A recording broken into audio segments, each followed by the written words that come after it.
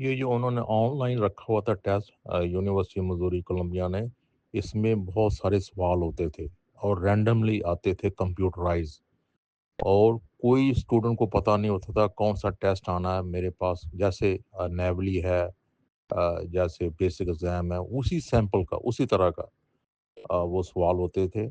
और हर स्टूडेंट के साथ एक फेयर गेम होती थी, कंप्यूटराइज़ उन्होंने ऐसा किया हुआ था, जैसे-जैसे आप आंसर करते हैं, वैसे-वैसे क्वेश्चन जो है ना, वो डिफ़िकल्ट होते जाते हैं। तो ये उनका सिस्टम था, बड़ा अच्छा सिस्टम था और खूब मेहनत करनी पड़ती थी। अ हर सर्जरी से पहले टेस्ट होते थे और उस टेस्ट को पास करना बड़ा ज़रूरी होता था, और नंबर ये नहीं होते थे 50, 60, 70, उनका मार्क का नंबर होता था 80%। 80% लेस किसी स्टूडेंट का नंबर आया तो वो सर्जरी क्या, वो सेमेस्टर में ड्रॉप हो जाएगा, वो चले जाएगा। वो बाद का अगर 2 में आ गया तो वो बस he will be no more in that classes और डीवीएम, ही विल ड्रॉप।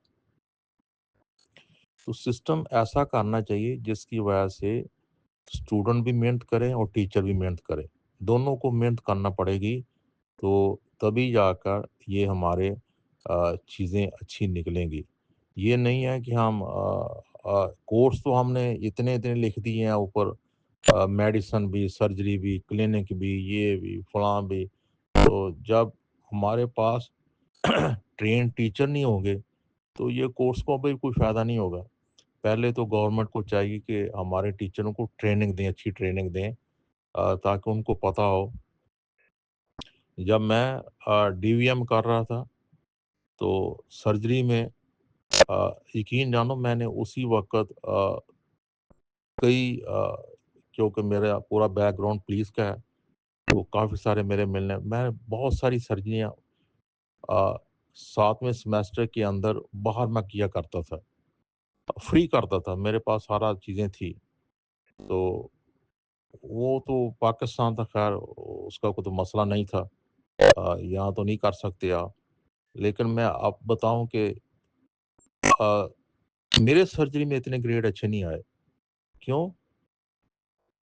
और जब मैं प्रैक्टिकल लाइफ़ में गया तो वही अ, जब एक सीट अनाउंसमेंट हुई अपना वाइल्ड लाइफ़ की, तो वाइल्ड लाइफ़ की 3-4 सीटें थी। तो जब टेस्ट हुआ तो 537 कैंडिडेट थे। तो उसमें मेरी 3rd पोज़ीशन थी रिटन में, और कॉलेज में मेरी ये पोज़ीशन थी कि मेरा एवरेज था, बिल्कुल एवरेज डाउन, बिल्कुल।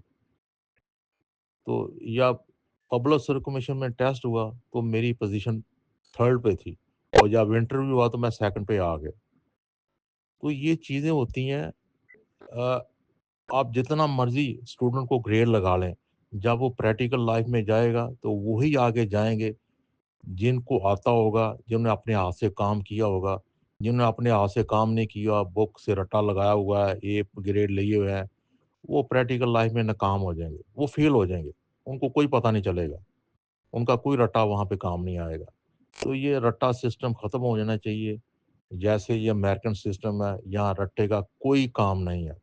रट्टा लगा के कोई बंदा पास नहीं कर सकता ये सिस्टम को, ये हकीकत है। तो ये हमारे यहाँ बहुत सारी चीज़ें चेंज होने वाली है। इंशाल्लाह आस्ता-आस्ता मैं देख रहा हूँ, ये चेंज होंगी। ओके, अल्लाह हाफ़िज़, अल्लाह हाफ़िज़।